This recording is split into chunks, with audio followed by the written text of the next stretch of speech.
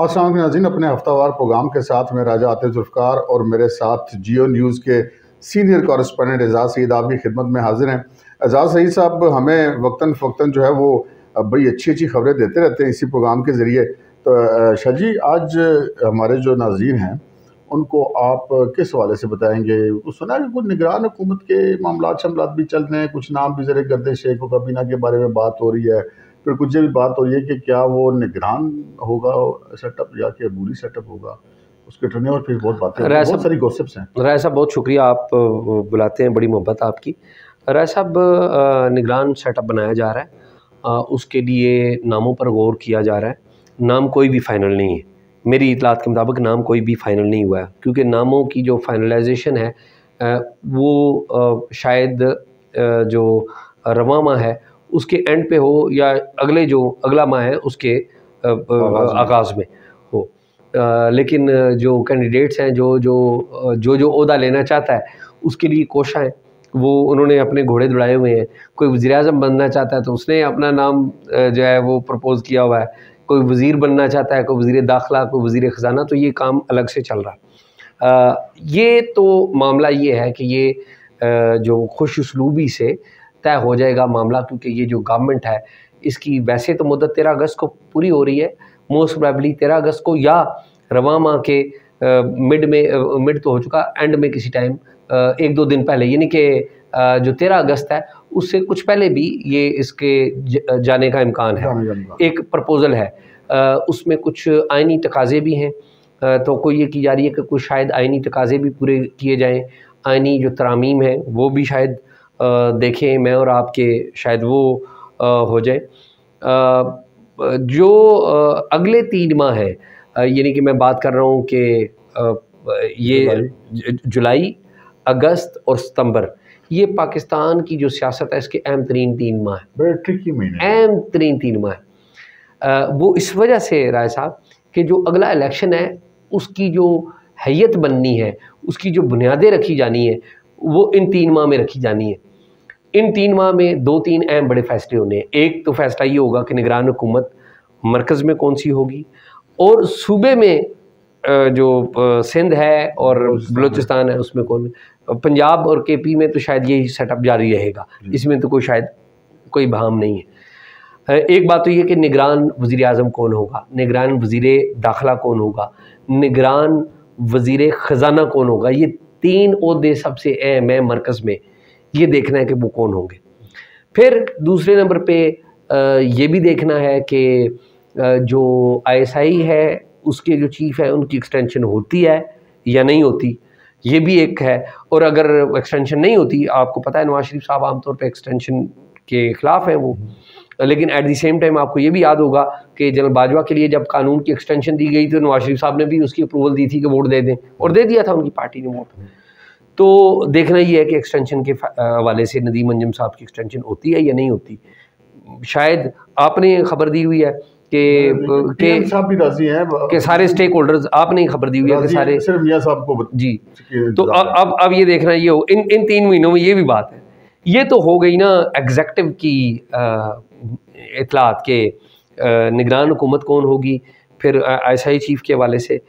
फिर साथ ही साथ इसमें ये भी एग्जेक्टिव में ही शामिल कर लीजिए कि क्या इमरान खान का फ्यूचर क्या होगा, इन 3 महीनों में पता लगेगा, सितंबर के एंड तक पता लग जाएगा।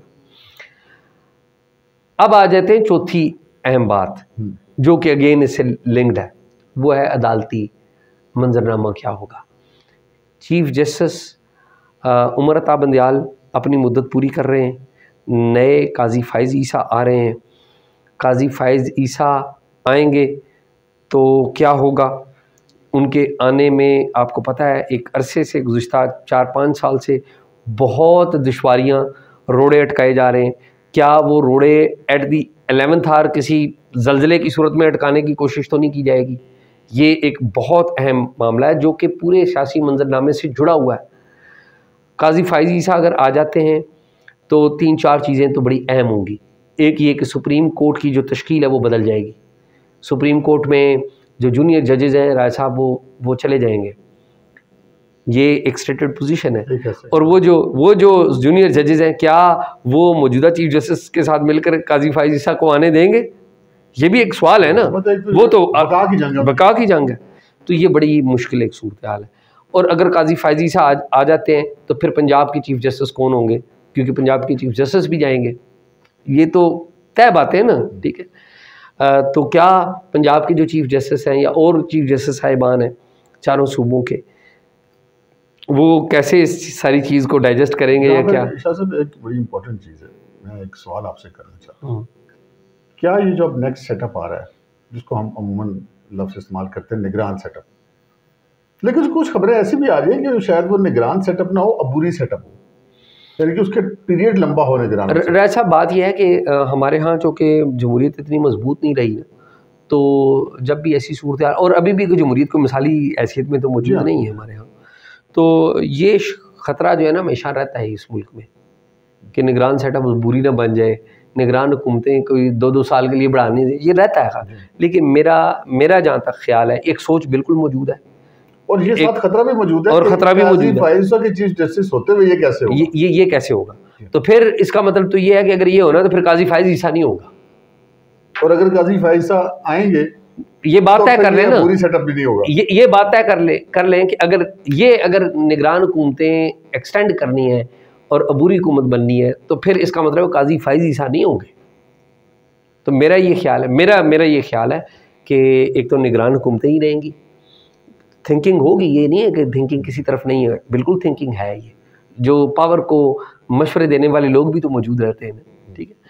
मेरे ख्याल में थिंकिंग है, लेकिन अल्टीमेटली मेरे ख्याल में थिंकिंग ये प्रिवेल करेगी, क्योंकि उसकी वेट ज़्यादा है कि इलेक्शन होंगे, अबूरी हुकूमतें नहीं होंगी, निगरान हुकूमतें होंगी और काजी फाइज ईसा ही चीफ जस्टिस होंगे।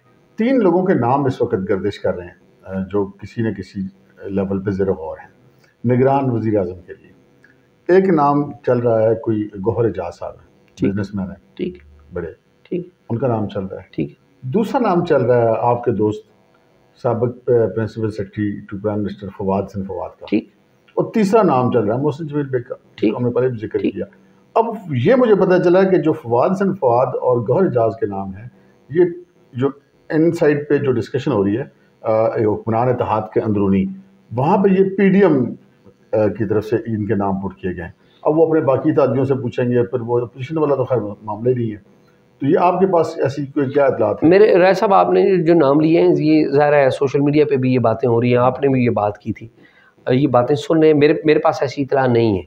मुमकिन है ये बातें डिस्कस हो गई, कम अज़ कम मेरे नॉलेज में नहीं है। मेरा ये ख्याल है कि जो नाम शुरू में आ जाते हैं उनके बनने के चांस कम हो जाते हैं। हाँ। उसकी वजह ये है कि उनके खिलाफ जो कुव्वतें होती हैं उनको मौका मिल जाता है जो जिसका भी नाम हो उसके खिलाफ लॉबिंग करने का, और वो उसके मुतबादल में नए नाम, और एट दी एंड हमेशा होता ही ऐसा हो रहा है, बड़े कम ही ऐसे मौके हैं कि एक सरप्राइज़ ही आपको मिले। वैसे नाम मुझे पता नहीं है या नहीं है, लेकिन मैं एक बात कर रहा हूँ कि अगर आप आफ्ताब सुल्तान को बना लें निगरान वज़ीर आज़म, मैं एक बात कर रहा हूँ, ये भी तो हो सकता है कि वो बन जाए, है या नहीं मेरे इल्म में नहीं। और भी बहुत सारे नाम है, कोई जज भी हो सकता है, लेकिन मोस्ट प्रेफरेबली कोई ब्यूरोक्रेट होगा, जज नहीं होगा, मोस्ट रिटायर्ड ब्यूरोक्रेट होगा या वेटरन या सीनियर पॉलिटिशियन होगा। मेरा नहीं ख्याल कि जज होगा। अगर जज हुआ भी तो कोई ऐसे ही जज होगा जिसके ऊपर जो आसिफ अली जरदारी हैं, जिसके ऊपर नवाज शरीफ है, इन सब का मुत्तफिक होना ज़रूरी हुआ। तो ये मुझे लगता है कि होगा रिटायर्ड ब्यूरोक्रेट होगा, और अगर वो ना हुआ तो मेरा ये ख्याल है कि वेटरन कोई बहुत सीनियर पॉलिटिशियन जिसकी रिस्पेक्ट करते हो। अब तो अगले इलेक्शन के बाद जो आफ्टर पोल सिनेरियो, उस पर भी बातचीत होनी शुरू हो गई है, और जो अगला वज़ीर आज़म कौन होगा, मेरे ख्याल में ये बड़ी कबल वक्त है। राय साहब, मेरे ख्याल में ये कबल वक्त, लेकिन इलेक्शन की जो माहौल है वो हमें बनता हुआ नजर आ रहा है। राय साहब, इलेक्शन मुस्लिम लीग नून भी है, पीपल्स पार्टी भी है। देखिए नहीं, मुस्लिम लीग नून और पीपल्स पार्टी का तो इलेक्शन माहौल उसी वक्त बन गया ना, 9 मई को, जिस दिन इमरान खान का मामला खराब हो गए। पहले भी आपको याद होगा जब ये 9वें दिन की इलेक्शन की बात होती पंजाब वगैरह में, तो कुछ पार्टियों ने तैयारी शुरू कर दी, नून लीग बड़े सुकून से बैठी थी, मतलब उन्होंने परवाह ही नहीं की कि इलेक्शन आ रहे हैं, कागजात दाखिल हो नहीं, वो तो टिकट देखे हो रहे ना, हैं, मसला ही कोई नहीं। लेकिन अब वो सीरियस नज़र आ रहे हैं। उन्होंने अपनी इंटर पार्टी जो इलेक्शन जो एक फॉर्मेलिटी थी वो भी उन्होंने पूरी कर ली। और सबसे बड़ी इंपॉर्टेंट उसमें एक और बात हुई कि शाहिद खाकान अब्बासी और मुफ्ता इस्माइल को बड़ा सख्त मैसेज उसके ज़रिए दिया गया। तो अब आपका क्या ख्याल है कि शाहिद खाकान और मुफ्ता जो हैं ये पार्टी में मज़ीद रह सकेंगे? राय साहब, जो शाहिद खाकान अब्बासी है ना, ये बड़े सीनियर आदमी हैं। मिफ्ता इस्माइल तो खैर आए भी पार्टी में नए नए थे, कोई इतनी ज़्यादा उनकी पुरानी है भी नहीं है एफिलिएशन। तो मेरा ये ख्याल है कि शाहिद खाकान अब्बासी इस वक्त एक गहरे इज़्तिराब में हैं और वो सोच रहे हैं कि वो पार्टी में रहें या पार्टी छोड़ दें। और अगर वो पार्टी छोड़ते हैं तो वो इलेक्शन प्रेफर करेंगे कि इलेक्शन ये ना लड़ें। मेरा ये ख्याल है कि कोशिश की गई थी कि एक नया नैरेटिव दें। आप देखें ना, शाहिद खाकान अब्बासी उनके साथ, शाहिद खाकान अब्बासी के साथ मिफ्ता इस्माइल, मुस्तफ़ा नवाज़ खोखर, अख्तर मेंगल, इस तरह के जो लोग हैं, आपने और हमने देखा कि उन्होंने एक थिंक टैंक के प्लेटफॉर्म से उन्होंने पूरे मुल्क में वो बात करने की कोशिश की। देखिए, इस वक्त एक बहुत बड़ा वैक्यूम पैदा हो गया है नई सियासी जमात का, इस्तेकाम पाकिस्तान जैसी सियासी जमात का नहीं। वो तो इलेक्टेबल जी, इस्तेकाम पाकिस्तान की नहीं। मेरे ख्याल में एक आम आदमी पार्टी तर्ज की एक सियासी जमात का बड़ी ज़रूरत है, जिसमें केजरीवाल तर्ज का कोई मिडिल क्लास आदमी या ऐसा आदमी को जो रूलिंग अशराफिया में से ना हो, वो हो।